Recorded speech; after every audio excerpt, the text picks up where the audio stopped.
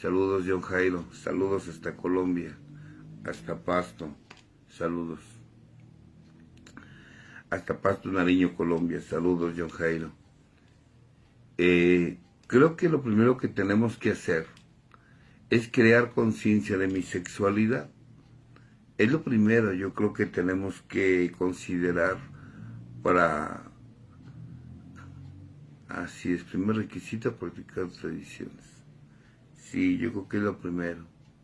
Que sea una agrupación que esté practicando tradiciones para que el poder, el dinero y el prestigio no sea motivo, para que no sea motivo para que se deforme lo que es el objetivo de un grupo, que es pasar el mensaje a todas las personas que aún sufren. Pero cuando ya no hay tradiciones, pues se pierden objetivos, empieza a haber que jefes, empieza a haber que líderes, empieza a haber que ¿cómo les llaman? Líderes, jefes, padrinos. Y se vale que haya líderes. La verdad es que sí se vale que haya líderes en los grupos, pero estos líderes, la verdad es que son servidores, y son líderes por hechos. Y lo dicen los conceptos. Un buen líder tiene que ser una persona responsable, moral e ilustrado. Ajá. Jerarcas, ándale, Manuel. Saludos, Manuel Pascuali, hasta San Luis Potosí. Dice, hay un líder en los 12 pasos. ¿Tiene líder? Sí, Julio Fink Muñiz. Y estos líderes, pero lo repito, estos líderes son líderes y tienen que tener estas tres características: responsables, morales e ilustrados.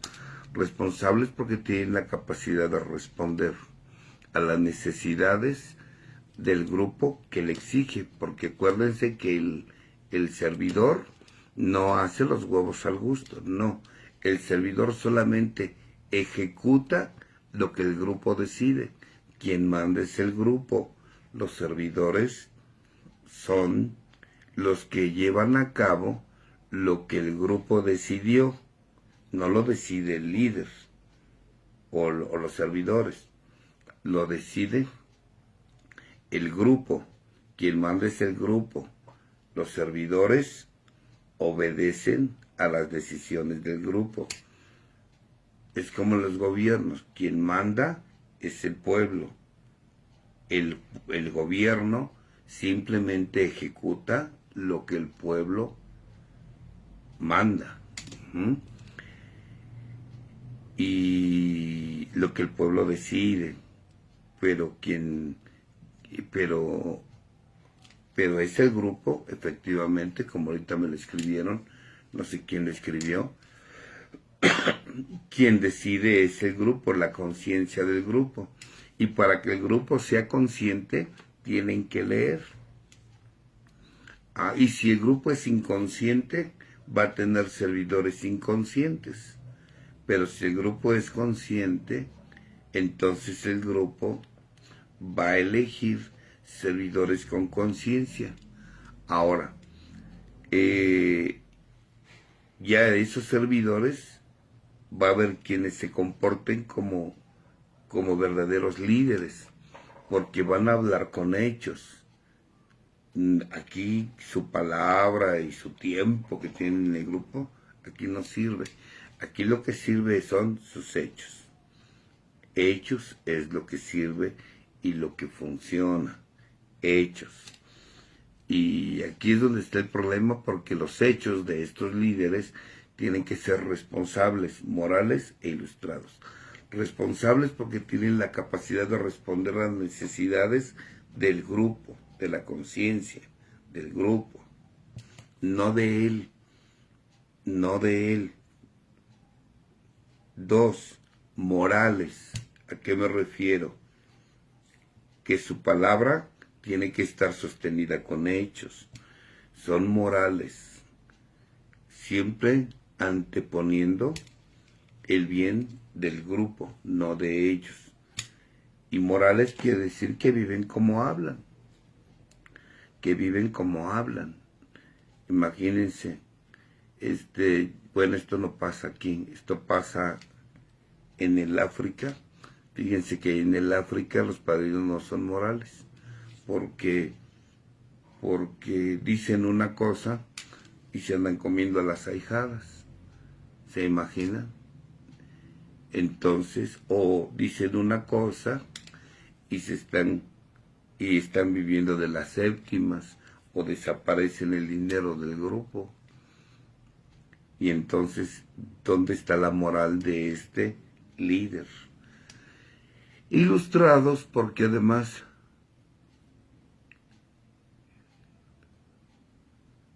y Alonso Santel, pues claro, porque mira, si lees, vas a saber.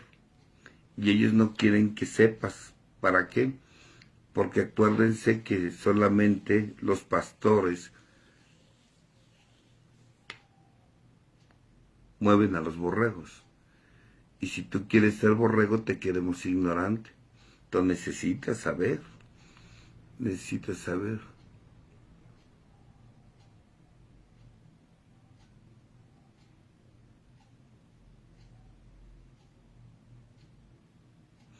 ¿De qué, mi querido Osvaldo? ¿De qué? Entonces les decía que tenemos que ser ilustrados porque tenemos que leer. Si no, ¿cómo voy a saber si estoy en un grupo, cómo funciona el grupo? Ahora, el grupo se mueve bajo 3 principios: unidad, servicio y recuperación. Unidad, practicando mis pasos, las tradiciones, porque las tradiciones me sirven para aprender a convivir en un grupo, ni estar por encima ni por debajo de mis demás compañeros. Servicio, están los 12 conceptos, para que yo aprenda a servir y no servirme del servicio, o tampoco servil en el servicio.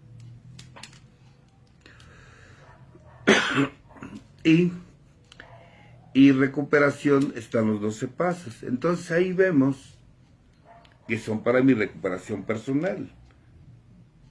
Pero un buen líder practica unidad, servicio y recuperación. Tradiciones, conceptos y pasos. Son 36 principios. Y yo los entiendo a algunos de ustedes porque no van a ningún grupo tradicional. Algunos van a grupos que no practican tradiciones. Algunos van a grupos que ni tradiciones ni tradiciones y ni conceptos. Y lo peor es que hay algunos que ni tradiciones, ni conceptos y ni pasos. Y creen que 2 pedorros pasos los van a recuperar.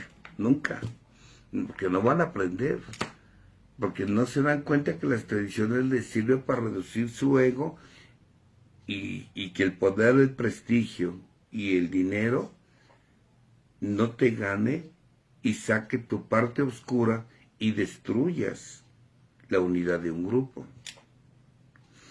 Y que los conceptos son para que seas un buen servidor.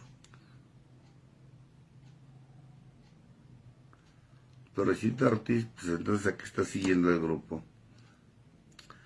Entonces, es bien importante que leas las tradiciones, que sepas cómo se maneja una estructura, que te des cuenta que quien manda en un grupo son los miembros, no los servidores. O sea, al revés.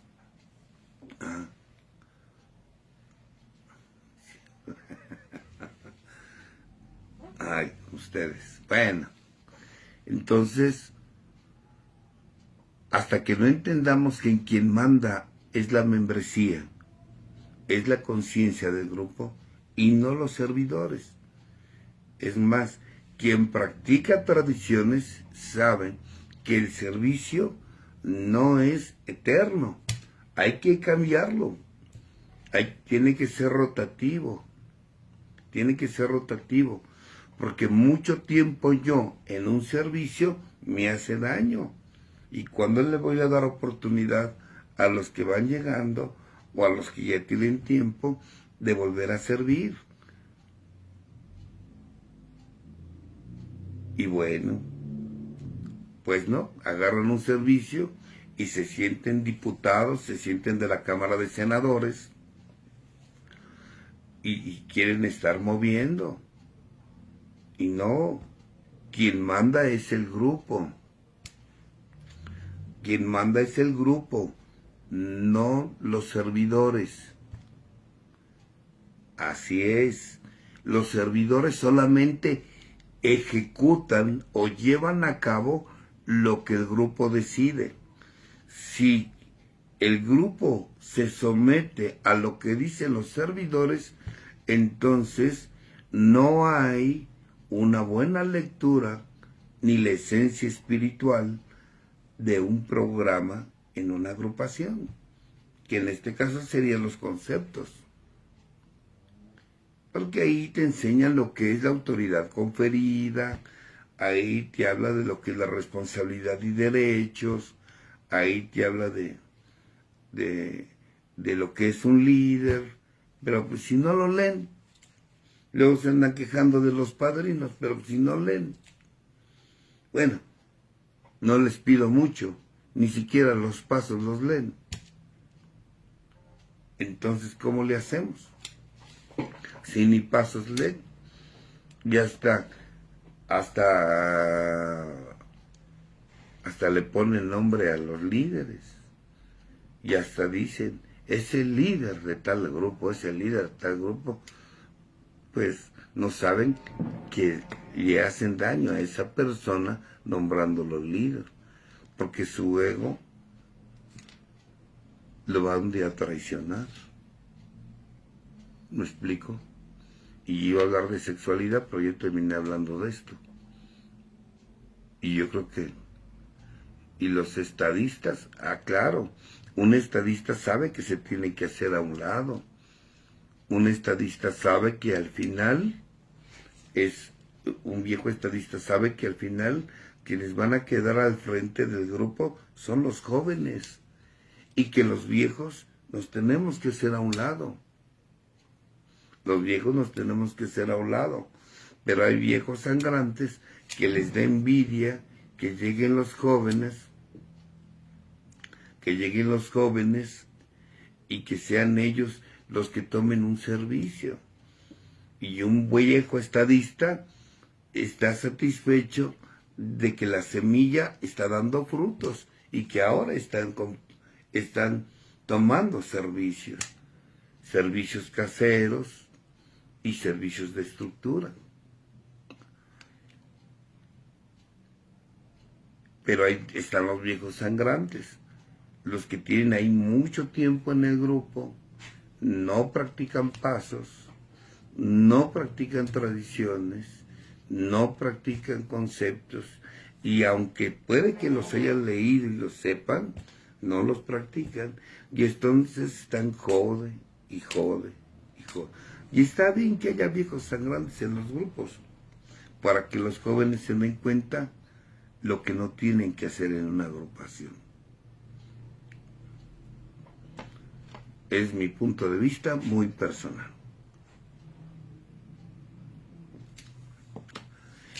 Y pues sigo dando saludos a todos los demás.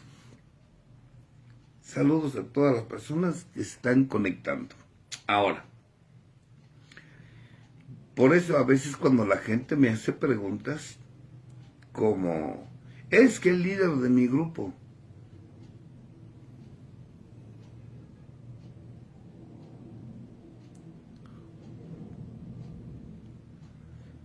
¿son para la vida o para los grupos? No, las tradiciones son para los grupos, para la vida no, porque no vas a llegar a tu casa a dar la séptima, no, porque aquí la séptima es voluntaria, pero el gasto en casa es a fuerzas.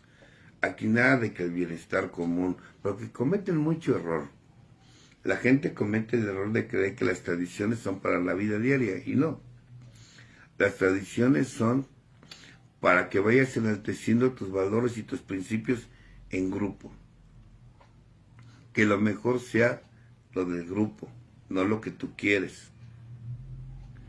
Hay quien se los quiere llevar a su casa las tradiciones o aplicarlas. Y yo les digo, mira, si las quieres aplicar en tu casa y se dejan, bueno, hazlo. Pero son para el grupo. Porque si fueran para la casa, entonces en la glosa, en las glosas de tradiciones, vendrían ejemplos del hogar. Pero no vienen ejemplos del hogar. Vienen ejemplos de las tradiciones, cómo fueron surgiendo y cómo se empezaron a aplicar en las agrupaciones, no en el hogar. Véanle y no vienen ejemplos del hogar, puro grupo, puro grupo. Y los que van a grupos tradicionales saben de lo que les estoy hablando. Saben de lo que les estoy hablando, saben de lo que les estoy diciendo. Lo saben. Hay quien se los quiere llevar a su casa, pues diles. Llévatelos pues a tu casa. Ajá. Que no pueden recibir contribuciones de afuera. Bueno, no sé cómo le harían. Si la familia necesita un préstamo bancario, ¿cómo le harían? Pero bueno, es mi punto de vista. Ahora no me crean, léanlo.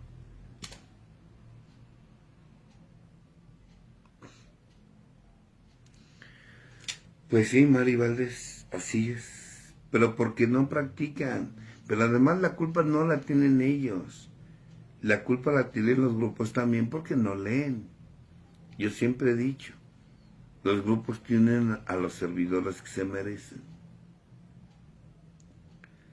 Los grupos tienen los servidores que se merecen. Los grupos tienen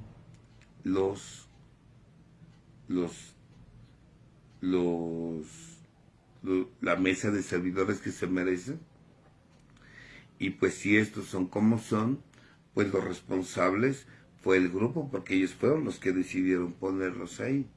Ahora, generalmente cuando los grupos no practican tradiciones, no los pone el grupo. Generalmente son de a dedazo. O sea, que le caiga bien y que sea leal al anterior líder. Y entonces pone a sus cuates. Pero él sigue mandando, pero ahora a través de sus cuates o de sus ahijados. Ya saben, es como en la política. Pero aquí debía de practicarse tradiciones, porque ahí viene la parte espiritual, para que el poder, el prestigio y el dinero no corrompa el objetivo de un grupo. ¿Cuál es el objetivo de un grupo? Pasar el mensaje.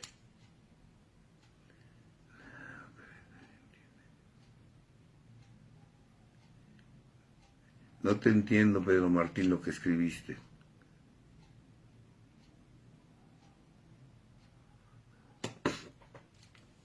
O sea, no lo escribiste bien, no te entiendo.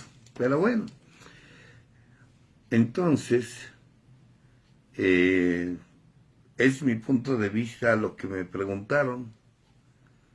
Pero en realidad un líder lo que menos busca es estar al frente de un grupo. Ajá. Lo que menos busca un líder, un buen líder, es estar al frente del grupo mucho tiempo. No lo quiere, porque sabe que le hace daño al grupo y si hace daño a él mismo. Lo sabe, lo sabe. Que en las otras agrupaciones sí se da y mucho, bueno, pues ellos. Bueno, pues ya vete formando uno, Luis Felipe Wauke. Bueno, pues vamos a lo que como decimos aquí en México, a lo que te truje, chencha. Estábamos hablando de sexualidad. Y cuando estábamos hablando de sexualidad, les dije que lo primero que tenemos Ah,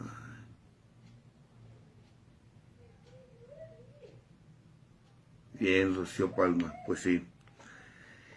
Entonces, lo primero que tengo que tener es conciencia de mi sexualidad. Y tengo que hacerme preguntas. Porque por ahí te me preguntaron la parte espiritual de la sexualidad. Ajá. Creían que era pecado, Claris Nieto. Sí, no lo dudo. Entonces primero tengo conciencia de mi sexualidad. Conciencia quiere decir conocimiento. Tengo conocimiento de mi sexualidad. Tengo conciencia. Por ejemplo, sé que mi sexualidad es pluridimensional, que hay tantas percepciones de la sexualidad como seres humanos en el planeta Tierra y que no podemos encasillar a los seres humanos en un concepto de sexualidad. No. Hay tantas variantes de la sexualidad como seres humanos en la Tierra. Son variantes. Entonces, primero tengo que estar consciente de mi variante. Si se puede pasar de ser adicto al sexo.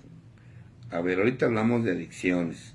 Primero tengo que estar consciente de mi sexualidad, porque ya me empiezan a preguntar sobre el de enfrente. No, no me pregunten del de enfrente. Vamos a empezar por nosotros. O sea, ¿tengo realmente conciencia de mi sexualidad? Por ejemplo, conozco mi sexualidad. Conozco lo que son, por ejemplo, zonas erógenas. Conozco mis zonas erógenas, que es la parte corporal. O sea, conozco mis zonas erógenas. Por ejemplo, sé que las zonas erógenas que yo tengo son totalmente diferentes a las de otra persona. Sé que las zonas erógenas de una mujer son totalmente diferentes a las de un hombre, e inclusive que hasta entre mujeres las zonas erógenas varían. Lo sé. Conozco mis zonas erógenas y que mis zonas erógenas son esas partes hipersensibles que si se estimulan producen una respuesta sexual efectiva. Porque si se estimulan y no hay una respuesta sexual efectiva, lo que se le conoce como estímulo sexual efectivo, no lo hay, entonces esa no es una zona erógena. Y que las zonas erógenas cambian. Puede ser el oído, el cuello, el pecho, los pezones, las piernas, las rodillas, las corvas de las piernas. Puede ser la lengua, los labios, los de arriba, los de abajo, el glande, el tronco, los testículos, los labios mayores o menores, la vulva. O sea, conozco mis zonas erógenas. ¿Realmente conozco mis zonas erógenas? ¿O no las conozco? ¿O no he permitido yo conocerlas por mis prejuicios? Por los callos. Ahora sí te pasaste solo.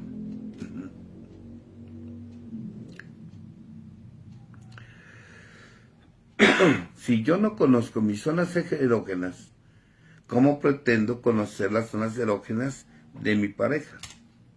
O sea, necesito conocer mis zonas erógenas.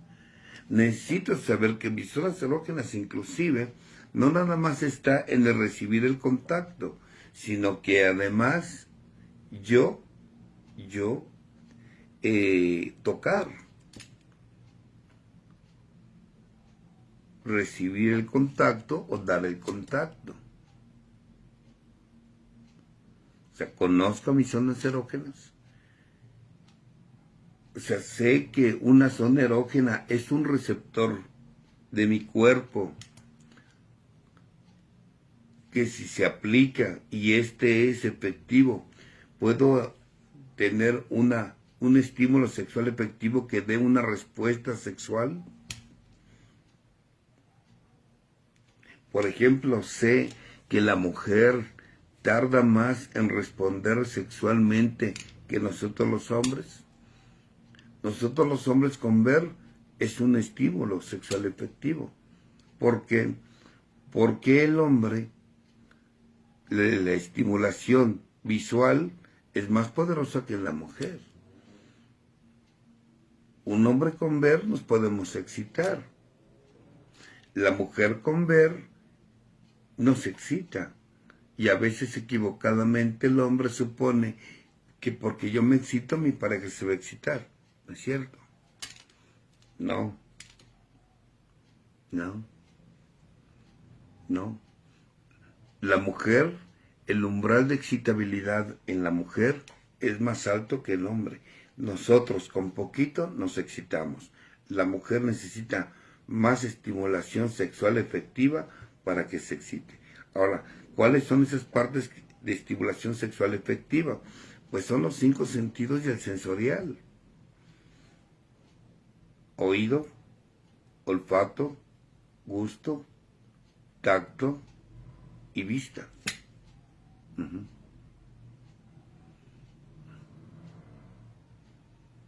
Pues yo tengo que saberlo. Dice las mujeres masculinas si nos estamos viendo. Claro, porque hay mujeres que tienen más desarrollada la parte masculina que algunos, y que el hombre también tiene una parte femenina. Acuérdense que psíquicamente la mujer tiene una parte masculina que se le llama animus y el hombre tiene una parte femenina que se le conoce como ánima. Ánima y animus. El animus es la parte masculina de toda mujer y el animus es la parte, el ánima es la parte femenina de todo hombre y el animus es la parte masculina de toda mujer. Y esto varía, todos lo tenemos. Ahora, que si la mujer necesita de mayor estimulación para que tenga una respuesta sexual humana, sí, más que el hombre. Más que el hombre. Y que el poder del estímulo, bueno, más bien, la respuesta ante dicho estímulo puede ser auditiva más que visual, o puede ser táctil más que auditiva.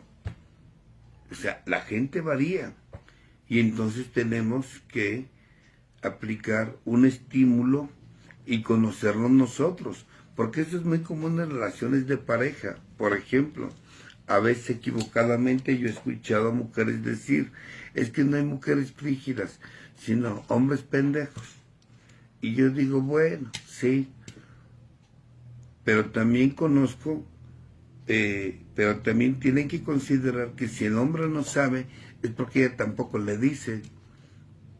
Si bien es cierto, el hombre tiene que descubrir las zonas erógenas de su pareja, la mujer también tiene que decirle, ¿dónde?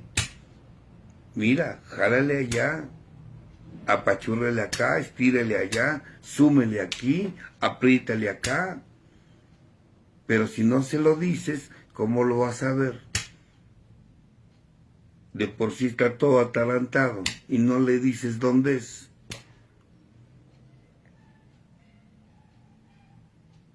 Y igual los hombres. Igual nosotros los hombres tenemos que decirle a la mujer qué es lo que más nos agrada y nos gusta. Dónde es donde si tú estimulas, yo respondo sexualmente. Eso es lo primero que tengo que saber de mi sexualidad. Y hablando a nivel erótico. Hablando a nivel erótico. Porque también podemos hablar de sexualidad a nivel no erótico. O sea, conozco mis zonas erógenas. conozco las zonas erógenas de mi pareja. Y si no las conozco, ¿qué espero para aventurarme a conocerlas? ¿O por qué no invito a mi pareja a que conozca cuáles son mis zonas erógenas? Pero si estamos hablando de un par de mudos y me salen con que es que no hay hombres, no hay mujeres frígidas, hombres pendejos. Y yo digo, bueno, pues es que muchas mujeres frígidas son mudas, no hablan. Y tu marido tendrá cara de neurótico, alcohólico, drogadicto, miedoso, introvertido, lo que quieras, pero adivino no es. Porque además dijéramos, bueno, voy a explorar y ella va a responder, sí, ella va a responder, pero va a responder si tiene la libertad de hacerlo, porque hay muchas mujeres que no expresan el placer, igual que muchos hombres no tienen la habilidad de explorar el cuerpo de su pareja.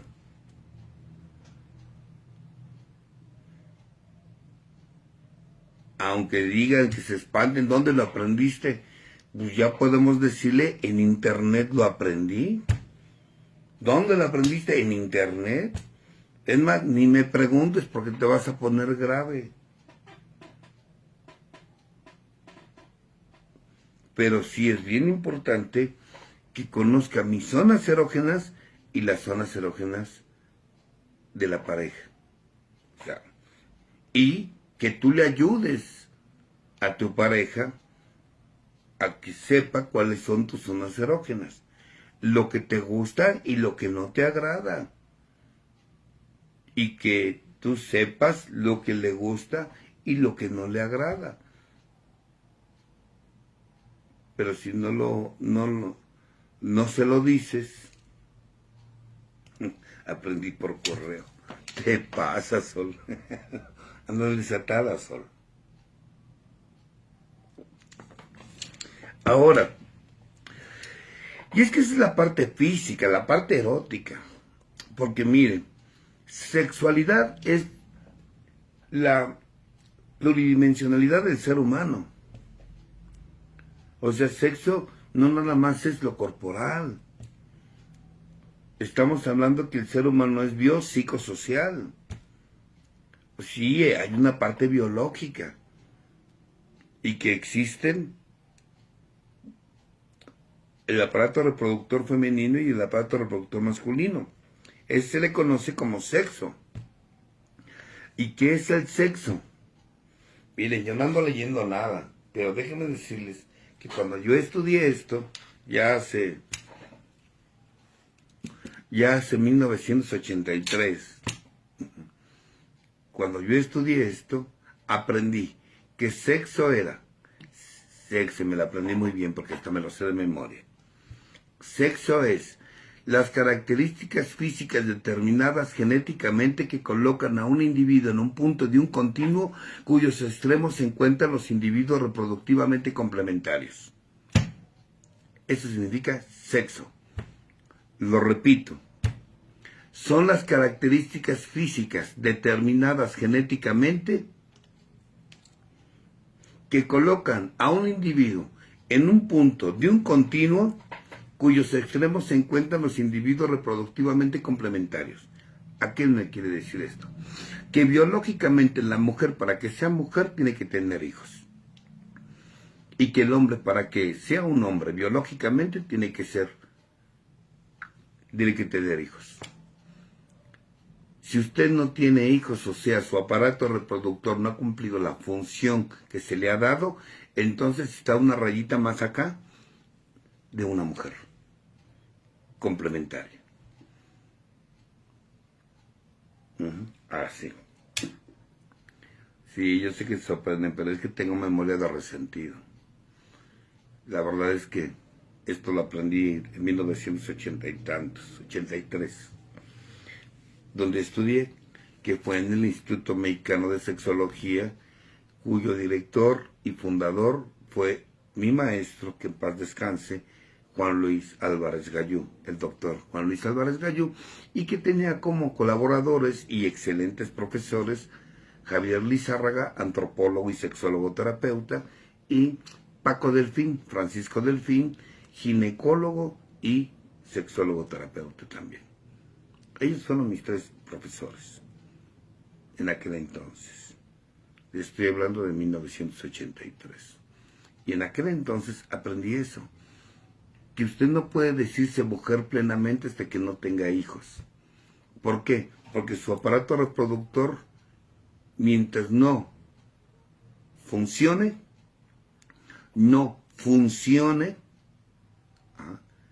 para lo que se le fue dado, no puede decirse que usted es 100% masculino o femenino. No puede ser. Esto es biológicamente hablando. Después viene el sexo de identidad de género. Quedamos que el ser humano es biopsicosocial. Vamos con la parte psíquica. ¿Qué es la identidad de género? Es cómo me siento.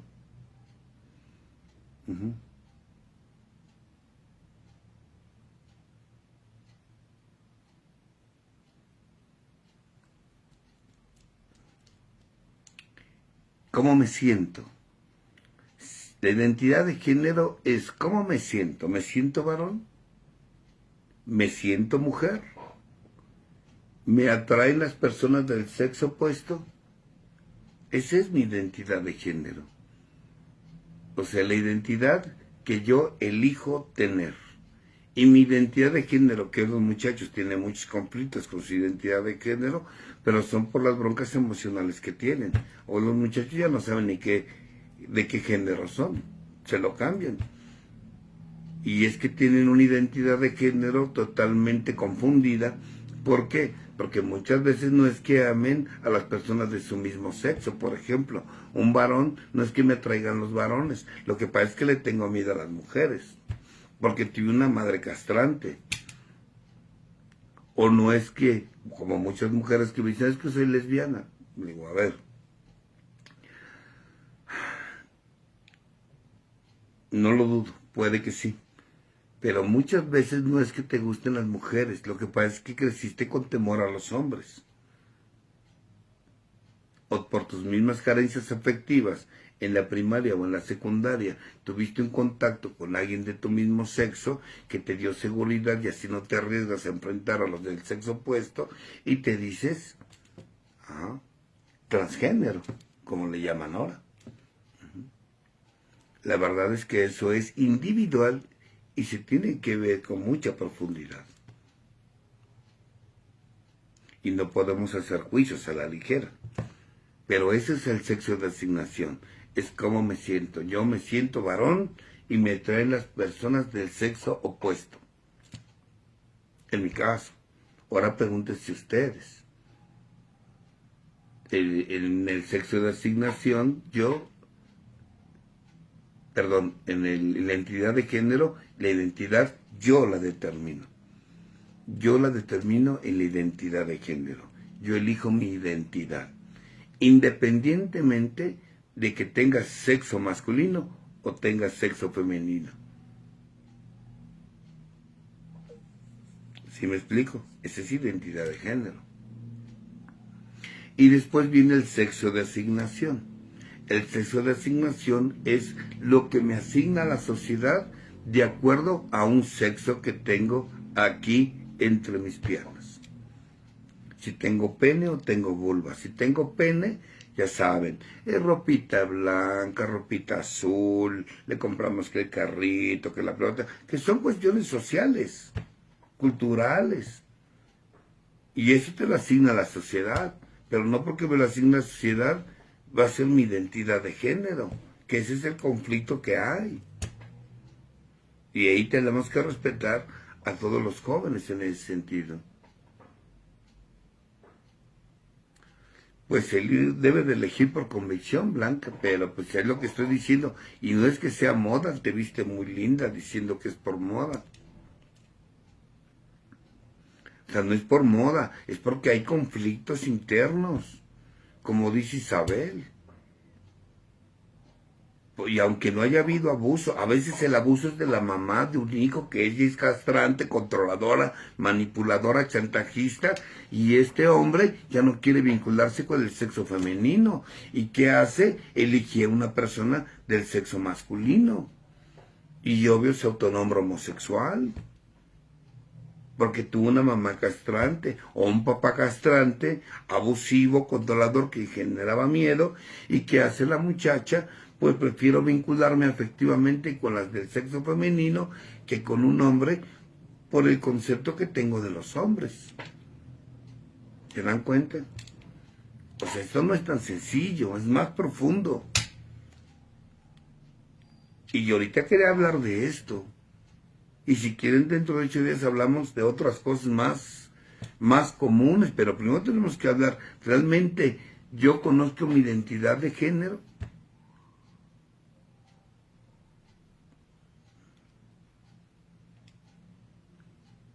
Si realmente, otra, el sexo de asignación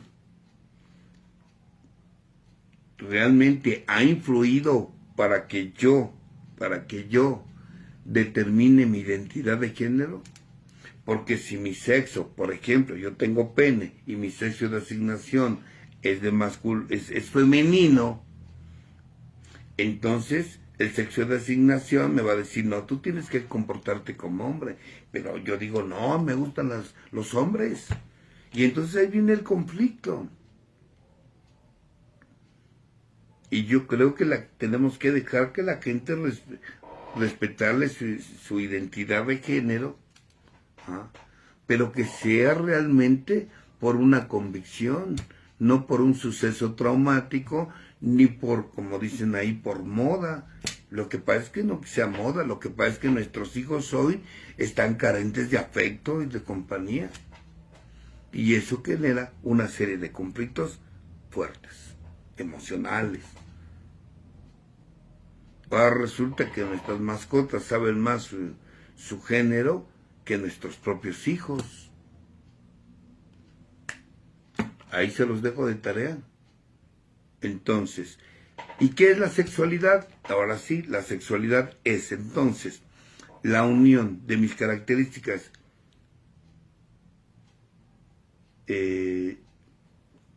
biológicas, psicológicas y sociales. Juntas es sexualidad. Eso es sexualidad.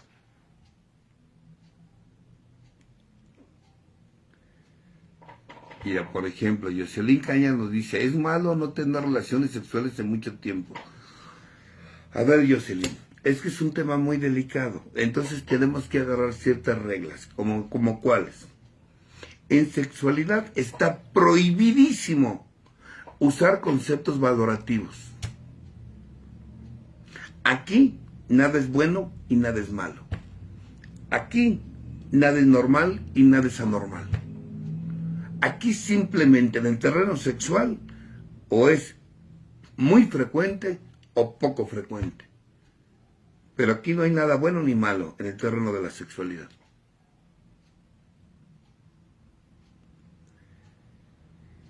Si tú me hablas de que, bueno, no tengo actividad sexual, bueno, hay que buscar el porqué. A lo mejor no tienes actividad sexual con otra persona, pero tienes una actividad sexual solitaria. Y si tienes una vida sexual solitaria no hay ningún problema. Lo que sí te puedo decir es que lo que no se usa, se atrofia. Y bueno, a veces hay deseos y los reprimo y prefiero no porque tengo prejuicios, ideas, la iglesia me dijeron, pero mi cuerpo me lo va a pedir porque es instintivo.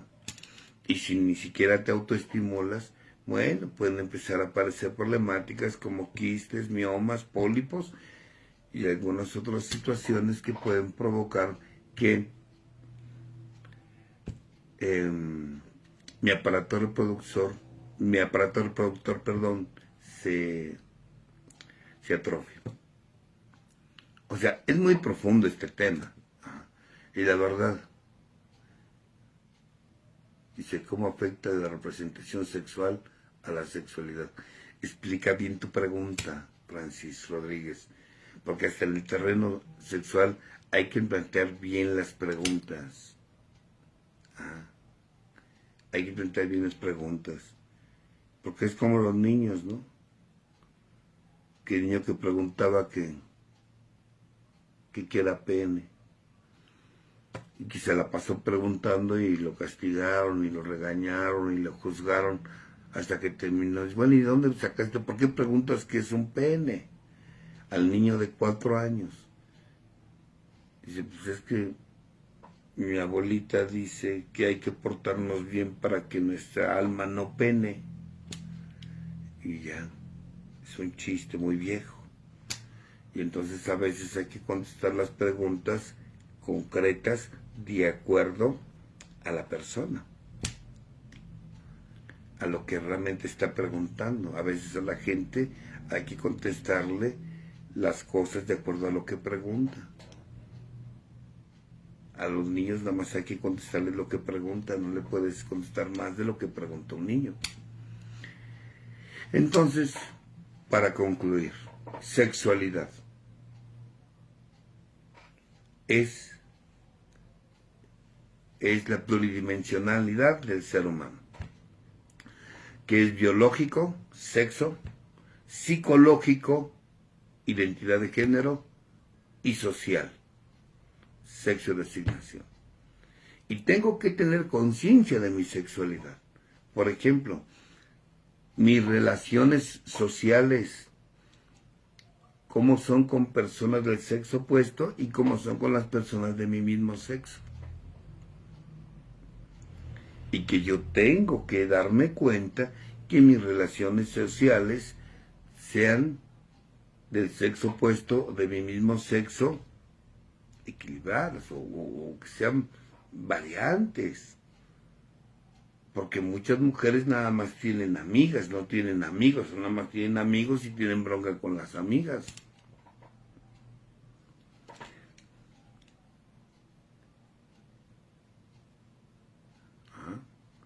O sea, necesitamos saberlo.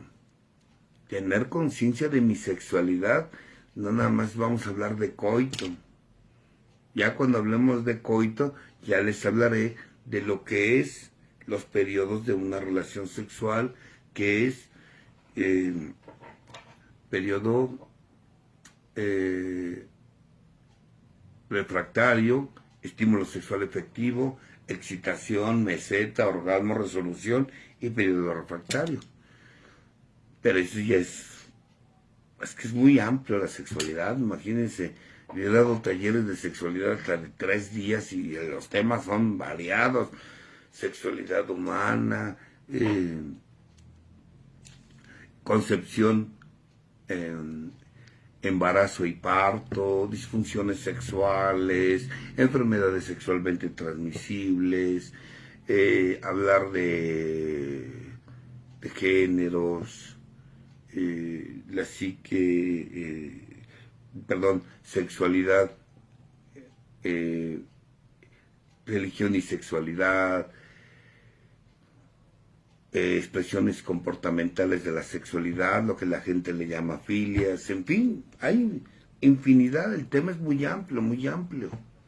Pero bueno, aquí nada más vamos a hablar de esos pequeños detalles. Lo que yo ahorita quería que se dieran cuenta es que qué tan consciente soy yo de mi parte biológica, psicológica y social, empezando por mis zonas erógenas. Si las conozco en mí, las conozco en la otra persona. Y que entienda que sexualidad no nada más es coito. Sexualidad es el ser humano biopsicosocial completo. Esa